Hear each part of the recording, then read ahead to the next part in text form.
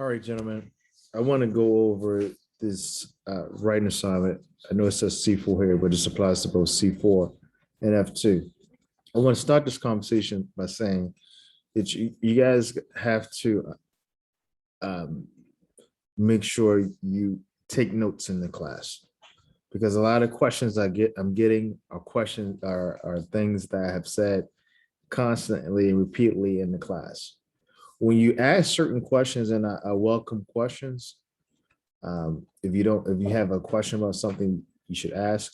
However, you also should know that questions also indicate to me that you're not taking notes or you're not paying attention to what's being said in the class, because a lot of the questions I'm getting are questions that I've answered repeatedly over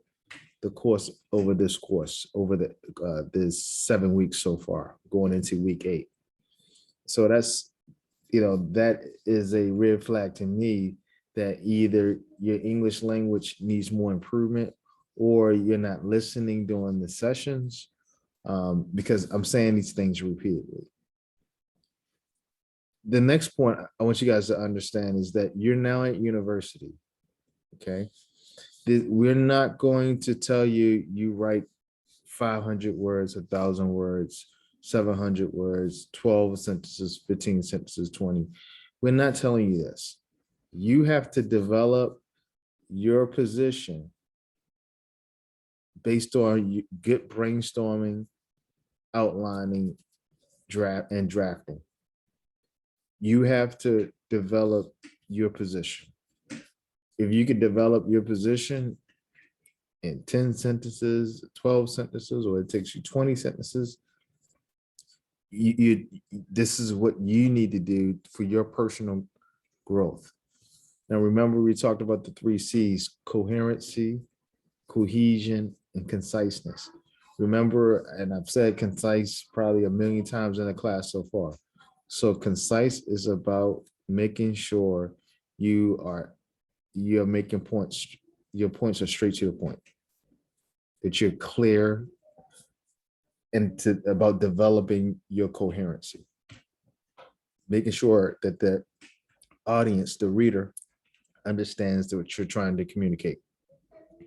Then understand that I am your audience for the purposes of this class. So you need to write so I can understand what you're saying. Now, obviously I'm a teacher. I'm going to be very forgiving on some things, but what I'm looking for is your development in your writing. This is task 1. I'm not expecting these to be perfect. However, I expect effort. This is why I'm asking you to do this in advance, to do this assignment in advance. Okay. So I'm getting a lot of questions about how many sentences, how many words.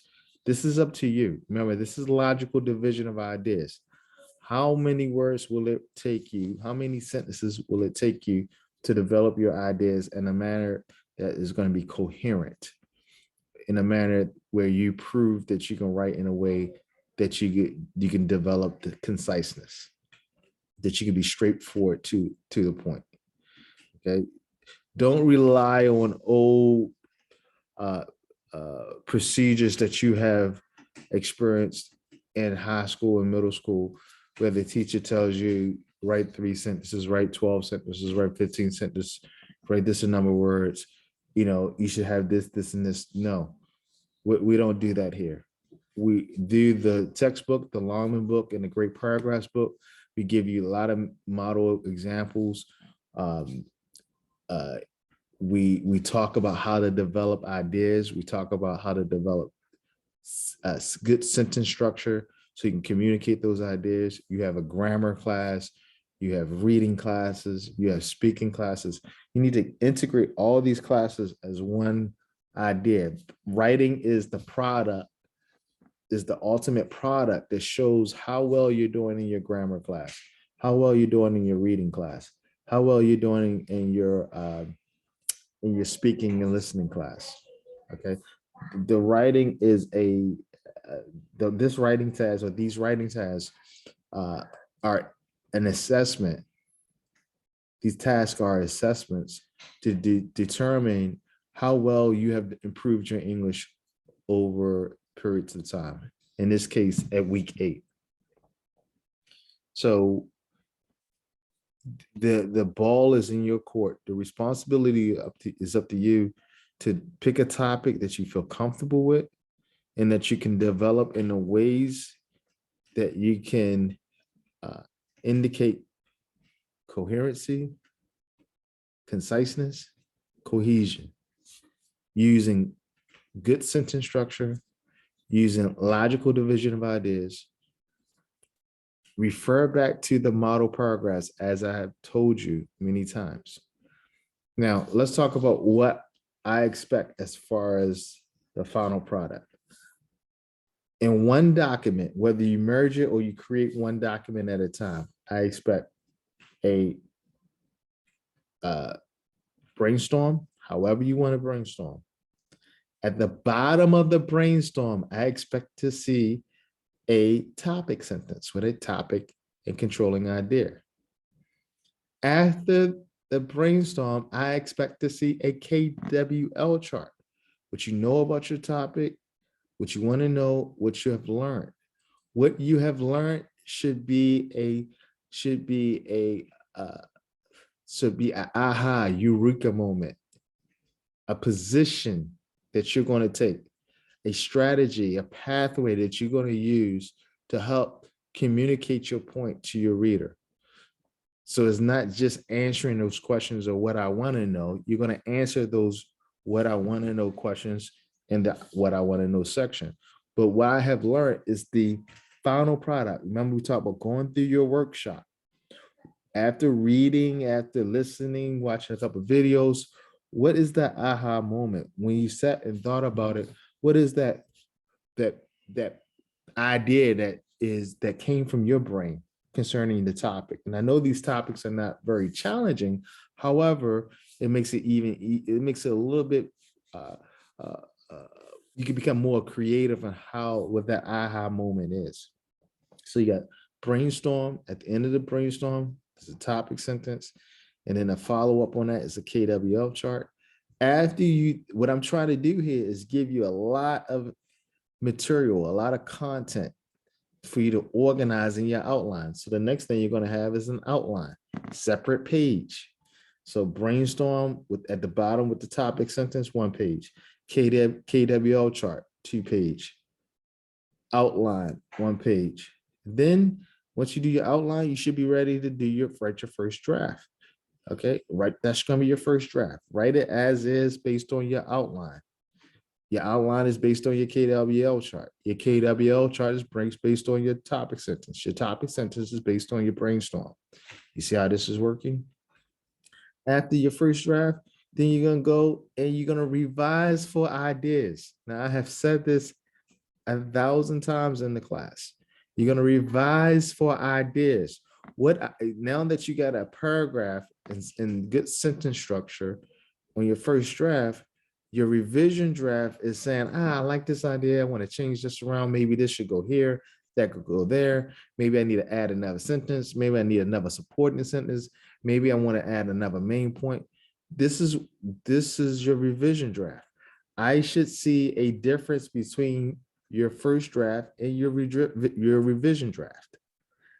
After you have revised, and you can revise several times and you can draft them out several times. So you could have a revision draft 1 or 2, 3, 4, 5, however many times you take. But I want you to revise until you feel comfortable. Once you feel comfortable with your revisions, then the next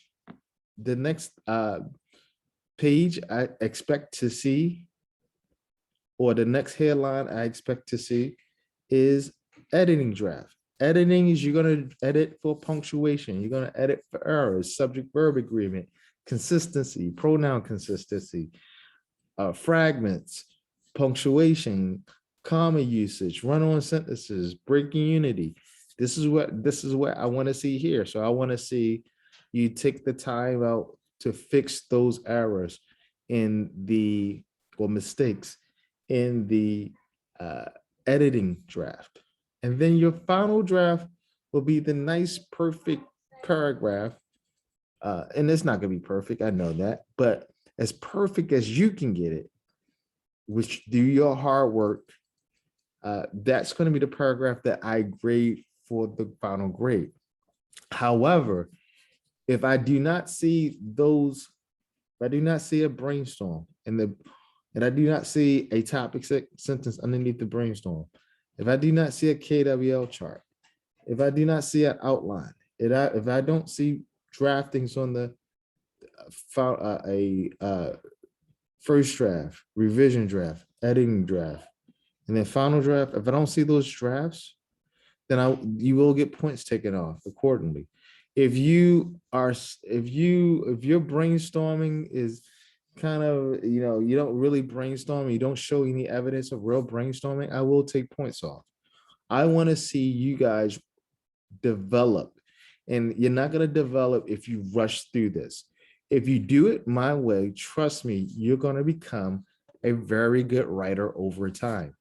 If you just want to do it for a grade and hurry up or get it done, then you're going to get a grade that reflects the effort that you put into it. So we have to be extremely clear about that. Okay.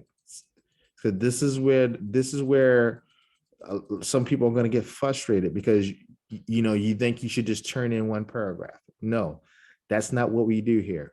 Our job is to improve your English abilities, and writing is the highest ordered skill, the product, the task that you can do, that you can produce, that proves that you are developing your English language abilities. So this is why I know some people will say it was one paragraph, I could do it in an hour. Yes, when you get to that point, most of you are not at that point. And even if you feel you are at that point, I still want you to follow the process because there are still things that you can improve on.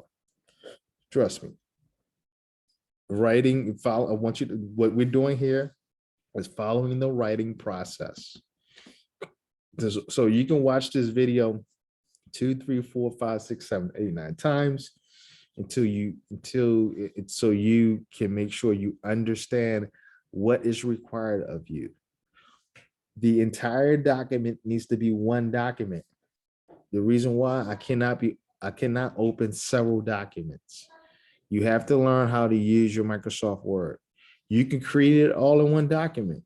That's probably the easiest thing. But if you have PDFs and other things, you need to merge those in, or you have several, if you do it on several different documents, which I don't suggest, just do it, create it as one Microsoft Word document, then you don't have to utilize those video resources that I have given you, showing you how to merge documents.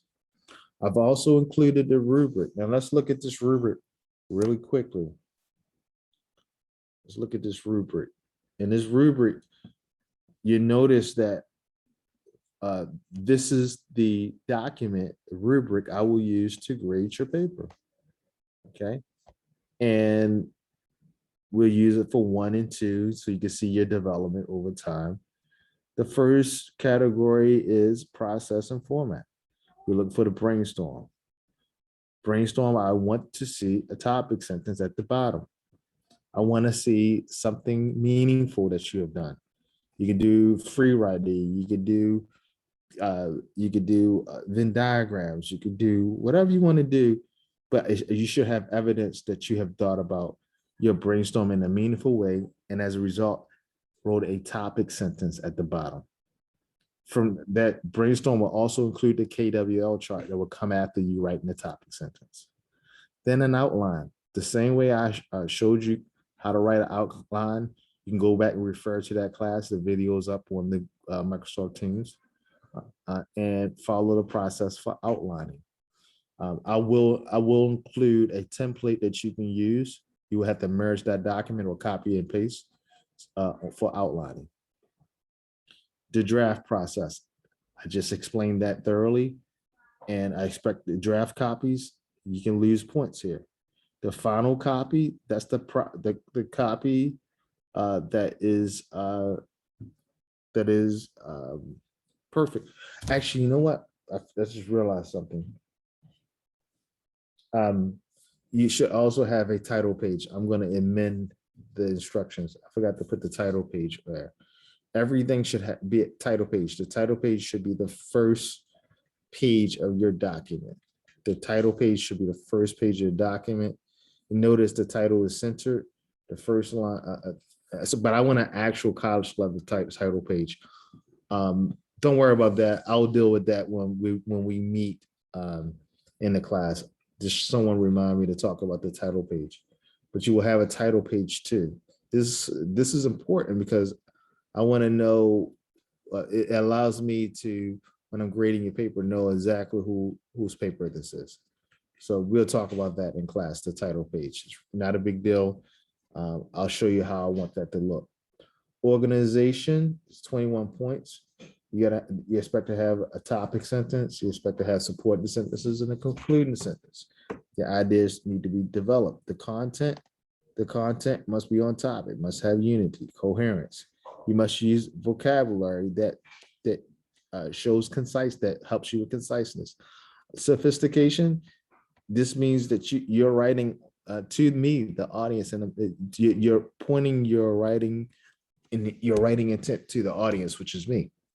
And you do it in a way that's sophisticated. Now, what does that mean? In a way that's universally level. And that's subjective on my part, but it has to be universally level. I'm normally very easy. I take points off for this if it's not sophisticated.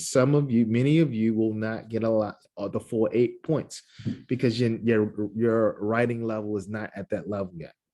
Okay, so this is where a lot of you will lose points, is the sophistication, because some of you, your writing is just not at that level.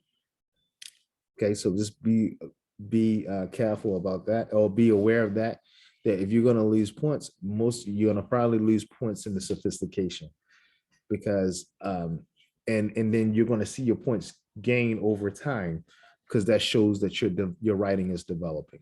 Okay, so it's just a point of order. Then you have mechanics, which is 40 points. It's a lot of points. Okay, 40% of this task, of your grade here. So you have punctuation. So if you follow what I said as far as the editing draft, you should address all those intently.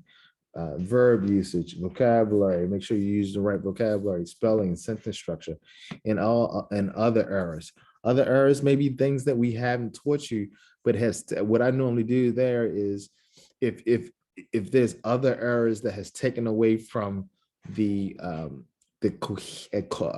coherence of what you're writing, then I normally take points off there.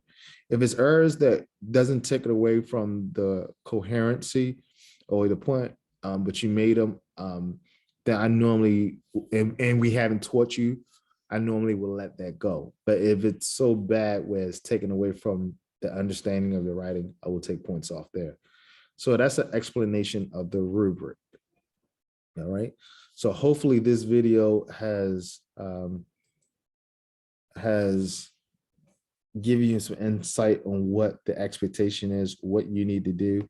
Again, the number of sentences and words are up to you. You need to develop your point. If you have a 4-sentence paragraph, obviously you haven't developed your point.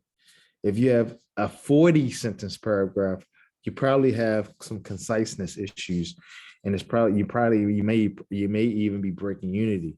All right, 40 sentences for one paragraph may be too many. All right, what's the perfect number? It depends on the idea, but obviously 4 is too little, and maybe 40 is too much. So, but is 12 enough? I don't know. It depends on your topic. Is 15 enough? I don't know. It depends on the topic. Is 20 sentences enough? I don't know. It depends on your topic. But the more sentences you write, the more likely you are to take away your conciseness, which takes away your coherence. So, you have to read it for yourself and feel comfortable that what you're turning in is something that has cohesion, coherence, and conciseness. My last point that I'm going to make, and again, I hope you guys watch this video over and over again, is that you need to have somebody look over your work, and it should be somebody who is strong in English. Okay, I'm not telling you to get a tutor or whatever. If you want to get a tutor, that's fine. That person should not write your paper for you. At this point, I know I pretty much have a grasp on people's writing abilities. If I feel like you did not write this, then I will challenge you on that. But we normally don't have those problems. Normally one or two people that want to plagiarize, copy something that they found on the internet. I will find you. I have software that can catch anything. So please don't plagiarize. Write it in your own, from your own mind, your own workshop, and you're going to be fine. Make sure somebody looks at it. So maybe someone's strong in English. Maybe you have a teacher who you like, and you can ask them to look at it. Maybe maybe you have a parent or a sibling or a relative who's very strong in English, is strong in writing, particularly, not just speaking, but writing. You may want to have them look at it. You may have a friend that's American or British or South African or Australia that's a teacher, a strong writer. Have somebody look over it. Don't have someone look over it who's not strong in English, because they're going to say, oh, it looks good to me. And you're going to think, oh, okay, this person said, Ralphie boy said it looks good, so I'm probably going to get full marks on this deal. No, you need to have somebody who is strong in English to look over your work. So we covered all the bases here. When we meet on Tuesday, inshallah, I will go over the title page. Not a big deal. Takes you 3 minutes to type it up. Not a big deal. But the paper should start with a title page. All right. And I'm going to amend the instructions right now because I forgot about the title page. All right. So hopefully this video helps you guys understand what the expectation is. Thank you, and enjoy the rest of your weekend, a long weekend. Bye-bye for now.